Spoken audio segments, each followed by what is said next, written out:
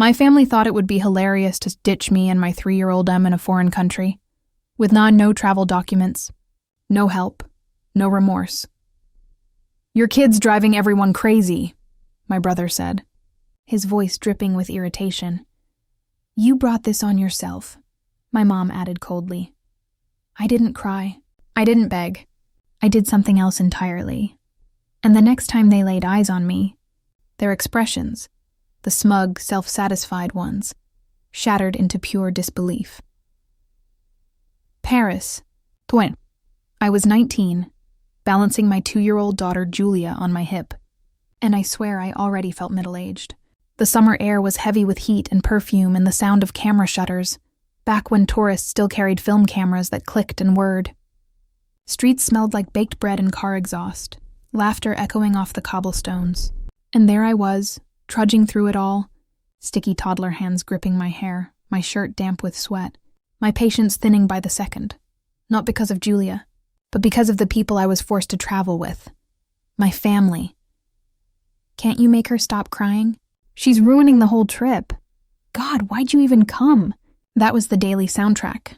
My brothers strode a few paces ahead, pretending not to know me. My parents followed behind, sighing loud enough for strangers to hear, like I'd dragged them here against their will. I was the invisible embarrassment in the middle, carrying both my child and the crushing, unspoken label of family disappointment. Looking back, I should have seen it coming. I should have known that mixing a toddler with a family that couldn't muster an ounce of empathy was a disaster waiting to happen. But I wanted to believe, foolishly, that a vacation might soften them. That maybe, surrounded by beauty and croissants, they'd act like human beings for once. Spoiler, they didn't. Paris, the so-called city of love, was for everyone else. For us, it was the city of mockery, exhaustion, and emotional bruises disguised as jokes. If Julia sneezed, someone flinched. If she cried, someone complained. "She's sticky, keep her away. Can't you control her? She's spoiled, just like her mother." And when I dared to ask for help, a single minute to rest my arms, to buy a bottle of water, to breathe, my brother scoffed. "What? So she can puke on me?" "No thanks. You made her. You deal with her." By day 3, my shoulders ached, my back throbbed, and the shame had started to feel like another layer of clothing I couldn't take off. Every look from my mom said the same thing. "You did this to yourself." Then came the moment that would change everything, though I didn't know it yet. We were near Notre Dame, the bells echoing above when Julia hit her breaking point. A full meltdown, screaming, kicking, tears soaking her cheeks. My parents groaned in unison. My brothers rolled their eyes, muttering curses in English so the locals wouldn't understand. Finally, I snapped. "You know what? I'll calm her down. You all go ahead. I'll meet you at the station." They agreed too quickly. My brother smirked. "Fine, 2:00. Don't be late." He looked at the paper tickets like they were holy scripture. "Yeah, 2 on the dot." My mom nodded, lips tight, and my dad didn't even glance at me. I should have noticed the shared glances, the half smiles, the flicker of something mean in their eyes. But I didn't. I was too relieved to finally be free of them, even for a few minutes. I found a quiet bench near a cafe, bought Julia a dripping vanilla cone, and for a fleeting 10 minutes, life felt gentle. She giggled, ice cream on her chin, pigeons circling our feet. I remember thinking, this is the memory I want to keep. But when we arrived at the station, my heart light for the first time all day, the platform was empty. The clock read on 2 an hour sharp. No family. No train. My chest tightened. I scanned the crowd, turning in circles, Julia's head tucked under my chin. I called my mom. Laughter answered. I froze. Then her voice, smug, detached. "Oh, honey, you said you wanted to be independent, right? Well, now's your chance." I felt my stomach drop. "What do you mean? Where are you?" "We're on the train," she said, almost yawning. "You said 2. I'm here." "It's 2. More laughter, male voices in the background. My brothers. "Enjoy the bus, Christine," one of them shouted like it was the punchline to a private joke. They'd done this on purpose. They'd lied. They'd planned this, and the cruelest part? They knew. They knew buses made Julia sick, violently sick. They'd watched me clean vomit off her in Italy just 3 days before. And they did it anyway. For a laugh, I stood there clutching my trembling daughter, their laughter buzzing in my ear like static, until my mom's voice cut through again. "You have my passport," I said. "You'll figure it out," she replied flatly.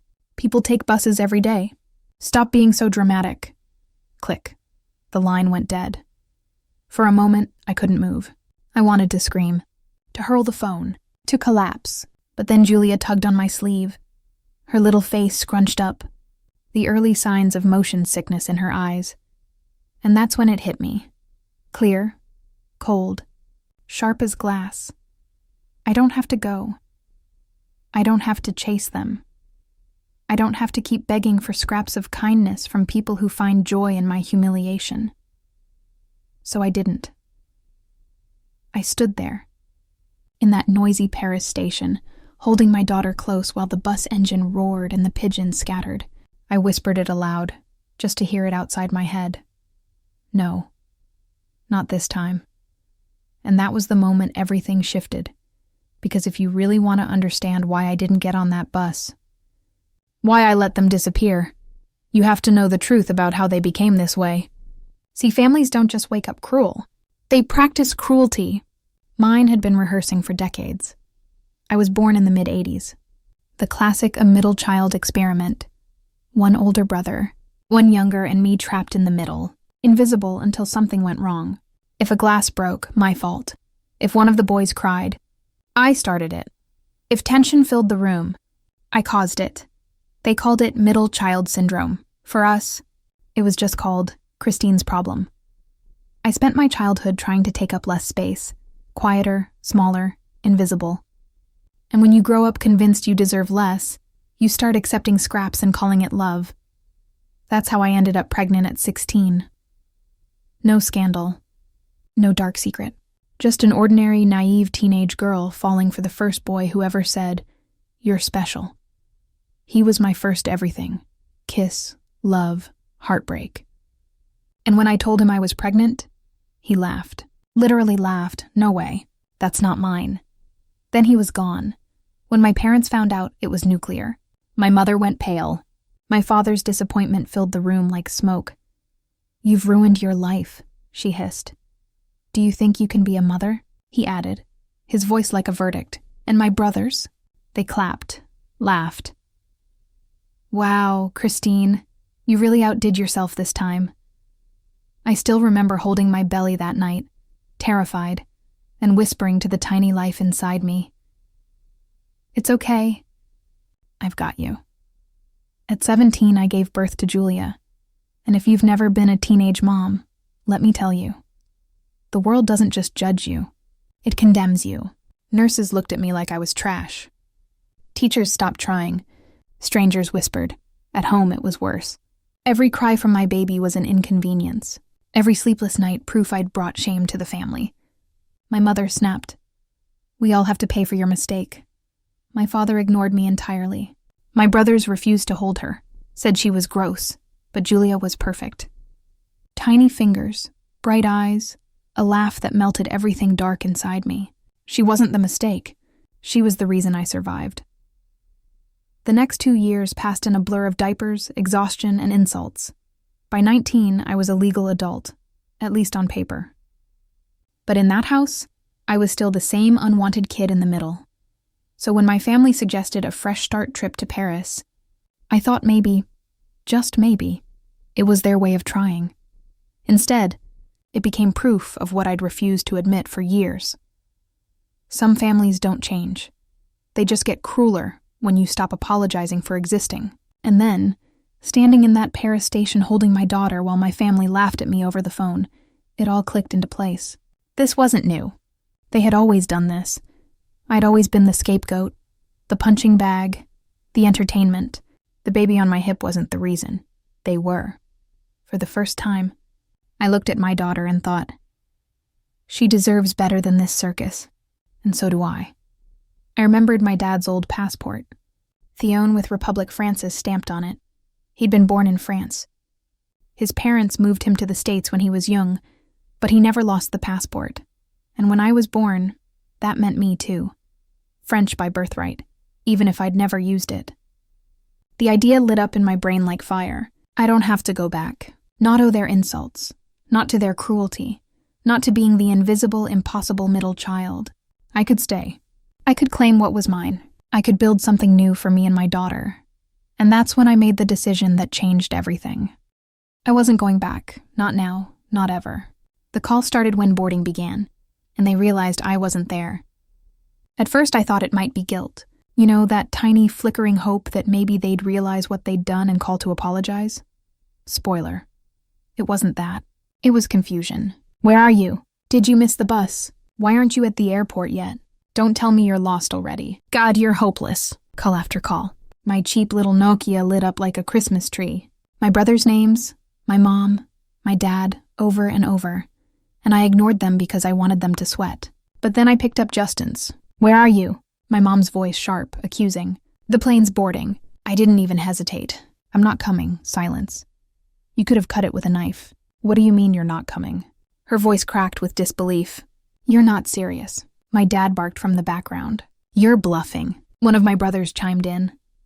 I smiled even though my hands were shaking. Nope, not bluffing. And I hung up.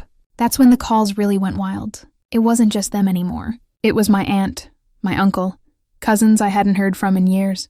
Apparently the family phone tree lit up the second I dropped my little bombshell. Think about your daughter. Don't throw your life away. You're being dramatic. I put my phone on silent and dropped it in my bag. I was dramatic, sure, but at least this time it was my drama. Now you're probably wondering, where did I sleep that first night? Great question. Short answer, badly. I had maybe a couple hundred in my wallet. Enough for a few nights in a cheap hostel if I was careful. So that's where we went. Me, my daughter, and one squeaky bunk bed in a room full of strangers. She thought it was funny at first, climbing on the mattress like it was an adventure. I pretended to laugh with her, even while my stomach twisted itself into knots, because I knew the money wouldn't last. The next morning, I marched into the Mary. My French was, let's call it, creative. I knew enough to order a croissant, not enough to explain. My family abandoned me. I lost my passport. And oh, by the way, my father was French.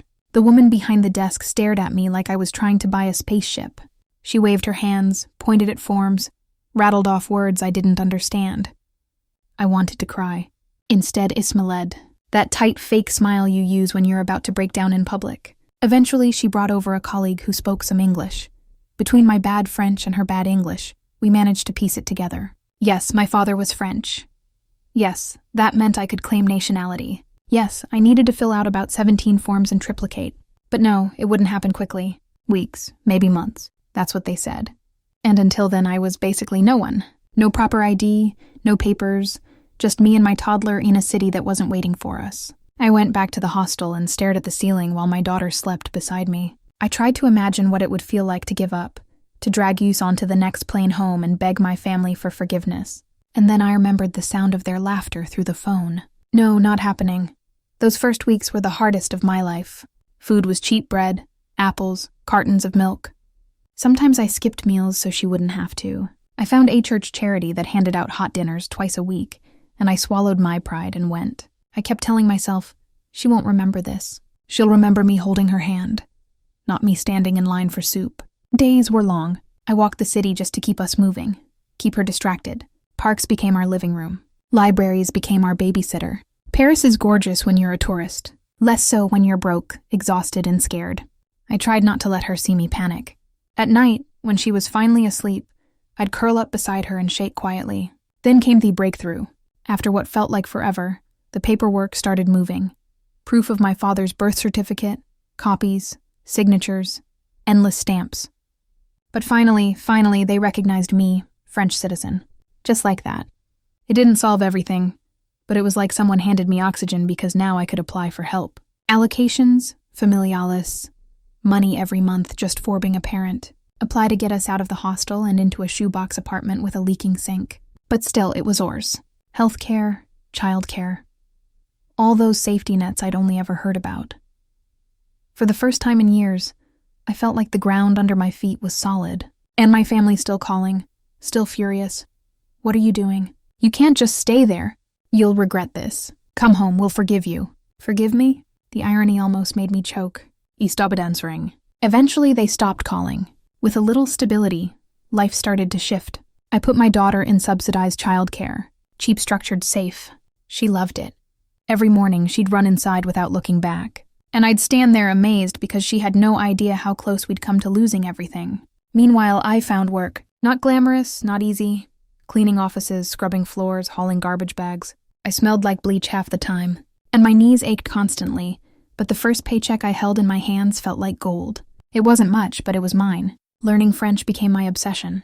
I watched cartoons with Julia. Repeated phrases to myself until they stopped sounding foreign. I forced myself to talk to neighbors, to cashiers, to anyone who would tolerate my butchered grammar. Day by day, I got better. And as the words came, so did something else. Confidence. I started to believe I could really do this. That I wasn't just surviving, I was building. And somewhere in that first year, when the calls from home finally died off, I realized something incredible. For the first time in my life, I wasn't the problem. I wasn't the middle child scapegoat. I wasn't the stupid girl with the mistake. I wasn't the nuisance holding everyone back. It was just me, a mother, yes, struggling, yes, but moving forward, step by step without them. And deep down, I knew I'd never go back. Not even if they begged. Life didn't suddenly turn into a fairy tale. The apartment was the size of Asho box. The sink leaked constantly, and our furniture looked like it had escaped from a dumpster fire. But it was quiet. I started over. I found work, learned the language properly, and somewhere along the way, I met someone who treated me like a human being. We got married. For the first time, I had a partner who didn't see me as a burden.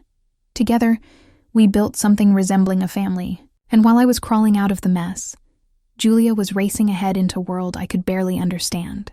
Julia grew up fast, and here's where I need you to pay attention, because what I'm about to tell you still doesn't sound real to me. Even now, you think you know where this story is going, but trust me, you don't. There's still a big twist waiting. Julia wasn't like other kids. She didn't care about dolls or glitter pens. She cared about machines. She wanted to know how things worked. And once she figured it out, she wanted to make them better. At first, I thought it was just a harmless obsession. And here's the part that still sounds insane. One of those little projects of hers exploded. Overnight, she went from tinkering in her room to having thousands of people using her app. Then investors, then offices, employees. I blinked and my daughter, my Julia, was running an actual company. And then came the deal. The big one. The kind that doesn't just change your year. It changes your life. She sold part of the company and suddenly she wasn't just comfortable, she was rich. Like really rich, I know. I can hear myself saying this and it still sounds like I'm making it up. But no, Julia, the same kid I carried through Paris on my hip, went from sharing stale baguette with me to being a multimillionaire before she even turned 22. And you better believe I cried the day she told me, "Mama, don't worry about bills anymore." And then came the night of the ceremony. Big auditorium, spotlights everywhere, cameras flashing, Julia on stage, awkward smile. Clutching another award like she wasn't even sure how she'd ended up there. I sat front row clapping until my hands burned, trying not to smudge my mascara. And then I saw them, my parents, my brothers. 19 years of silence. And suddenly, there they were, grinning, clapping, looking like royalty at someone else's party. My stomach dropped so fast I thought I might pass out because if they'd come all the way here, it wasn't for me. They waited until the ceremony ended. Then they came forward, arms wide, voices dipped in honey. "We've always loved you. We're so proud of you. Family is family, no matter what." I almost laughed in their faces, or maybe screamed, or both. But they didn't even stop at me. They went straight to Julia. "Darling, we're your grandparents, sweetheart.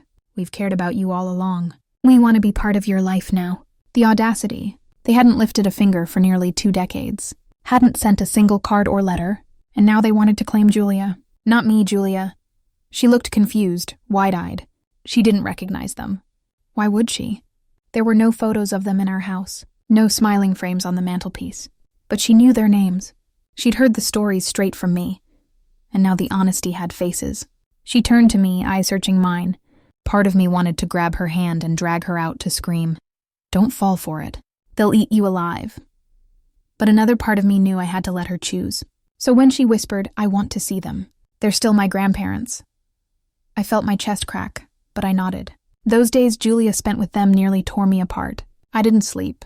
I paced our apartment waiting for the phone call, the one where she'd say she was moving in with them, or worse, handing them everything she'd worked for. I heard their laughter in my head, the same laughter that had followed me out of a Paris train station 19 years earlier. I imagined Julia hearing it now, and it killed me. I was convinced I'd lost her. Then she came back, calm, collected, like she'd just gone grocery shopping. "I don't want to see them again," Julia said. I blinked. Why? She shrugged like it was nothing. They were fake. I could feel it. They smiled too much. They said all the right things, but none of it was real. They didn't care about me. They cared about the money. That's all. I just stared at her. Julia, my daughter, my brilliant, stubborn, beautiful girl. The one I carried through Paris with nothing but willpower. The one I thought I had to protect from everything. She'd seen through them in days. It had taken me 19 years. The family who abandoned me thought I'd come back crying. Instead, I built a life they could never touch. A life with Julia. Too strong. Too smart to fall for the same poison. They wanted us crawling. We stood up and we never looked back. So what do you think? Did he do the right thing by staying in Paris and cutting my family off? Or was it reckless and I just got lucky? Maybe I was right. Maybe I wasn't. I'll let you decide. Tell me in the comments.